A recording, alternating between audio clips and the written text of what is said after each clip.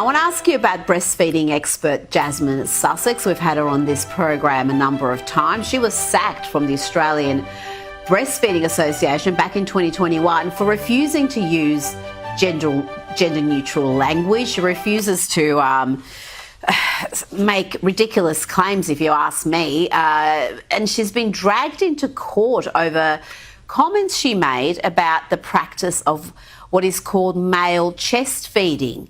This is by a transgender woman, so a man identifying as a woman. Take us through what's happening here. Why is this a process that's now in court or in a tribunal?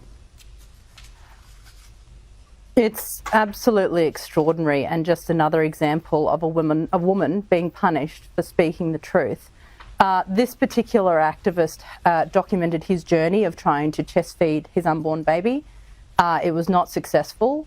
Jasmine raised concerns about the ethics of men trying to chest feed. There's no studies that back up the evidence that the fluid that comes from men, which experts describe as galactorrhea, is safe or nutritious for the baby.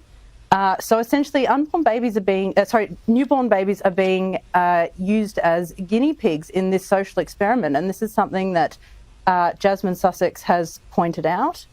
The E-Safety Commissioner originally censored some posts of her discussing this issue. This particular activist has made multiple complaints against Jasmine to the Queensland Human Rights Commission, and it's resulted in this court action. He's demanding an apology, $15,000 in compensation, and for her post to be removed. It's just extraordinary, and another example of why we need action from the government to reinstate women's sex-based rights and to remove gender ideology from all our sex discrimination legislation, because it is being weaponised by men to silence women like Jasmine. I want to tell you guys a story that's unfolding right now in the Queensland Civil and Administrative Tribunal. A story that every woman and every mother should be paying attention to. And I reported on this story a while back, but it's still in tribunal. So it's about a breastfeeding expert. Her name is Jasmine Sussex, and a transgender identifying male, Mr. Jennifer Adrian Buckley, who is now suing Jasmine Sussex for discrimination and vilification, because Jasmine said something that every medical textbook still agrees on. Breastfeeding is a sex-specific female biological function. Men cannot do it. So let me walk you through what actually happened.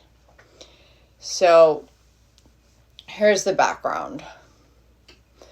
Jasmine is a long-time breastfeeding volunteer counselor, someone who has spent years upon years helping mothers feed their babies. She's someone who has dedicated her career to protecting the mother-baby relationship.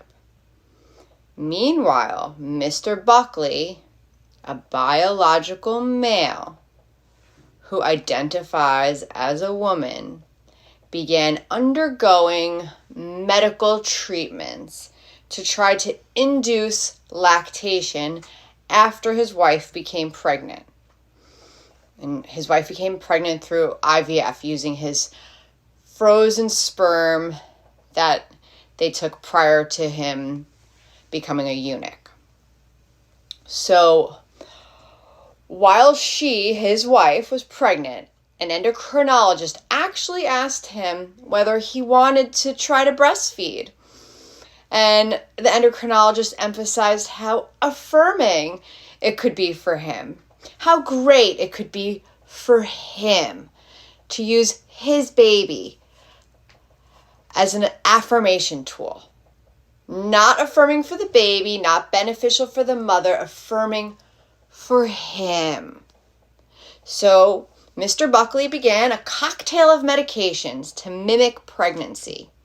testosterone suppression, high-dose estrogen drugs to stimulate prolactin, and domperidone, which is a drug that's not approved in the U.S. because it can cause heart rhythm problems in infants when passed through breast milk. It could cause mortality. And even with this regimen, which creates this not real, true human breast milk that's designed just for the individual baby that a mother just gave birth to, even with this cocktail, it wasn't actually enough to sustain his child. So instead, the priority became affirmation. And that's where Jasmine's story begins. So she said some things online. We all say some things online.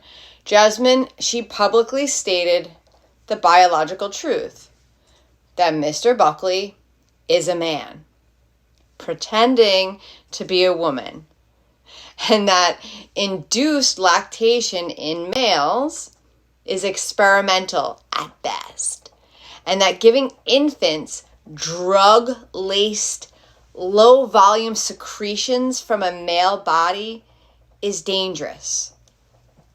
Oh my God, I can't believe she said that. Her comments weren't personal attacks. They were grounded in biology, ethics, and infant safety.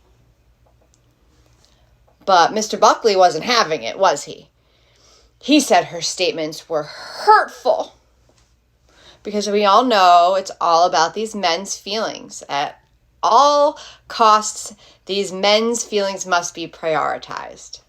So, and suddenly the entire conversation shifted from infant safety to the emotional needs of a full-grown man.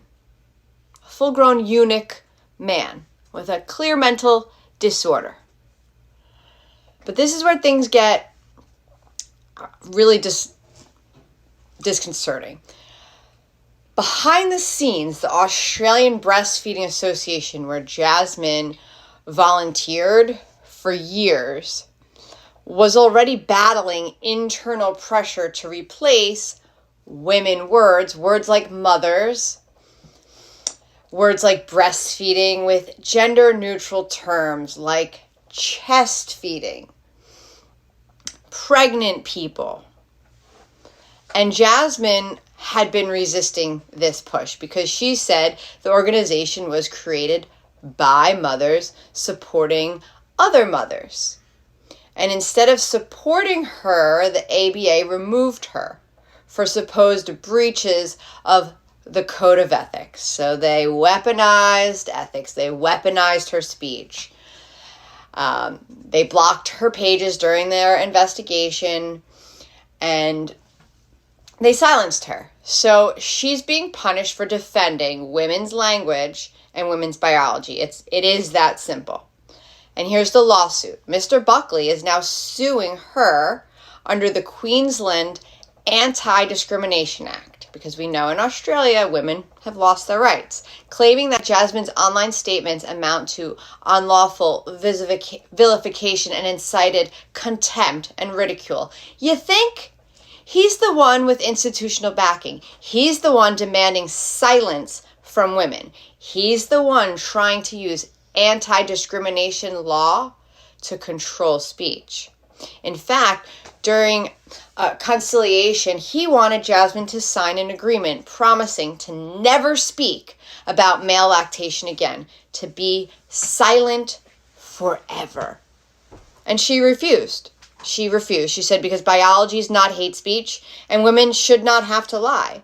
So the case is heading to tribunal in May, I believe, so it's coming up.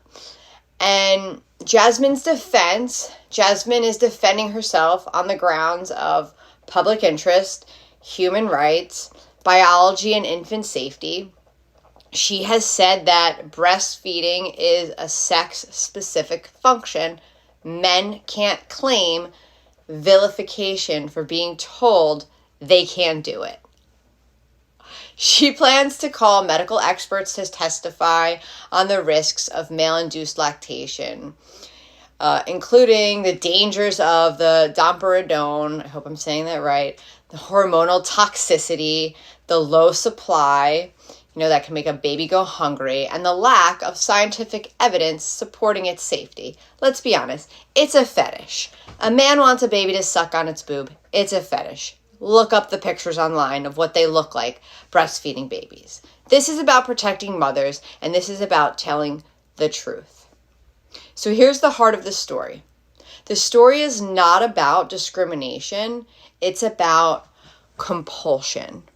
It's about forcing women, especially women in female-based professions, to deny biological reality, because if they can get us to do that, they can get us to do anything.